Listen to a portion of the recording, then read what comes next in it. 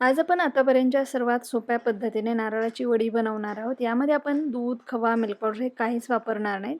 वडी बनवण्यासाठी सगळ्यात आधी आपल्याला ज्या भांड्यामध्ये वडी सेट करायची ते भांडं तूप लावून तयार करून ठेवायचं आहे.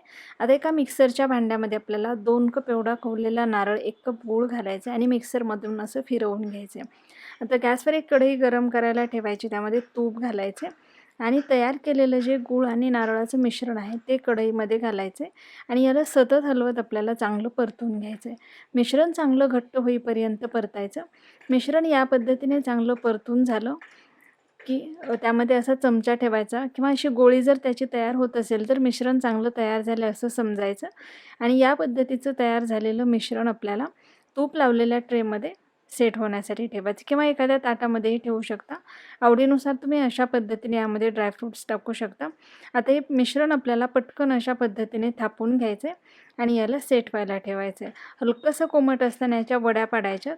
या पद्धतीने वड्या पाडलेल्या आहेत आणि हे मी छान सेट करून घेतले. तर पाहू शकता एकदम सोप्या पद्धतीची नारळाची वडी आपली तयार आहे.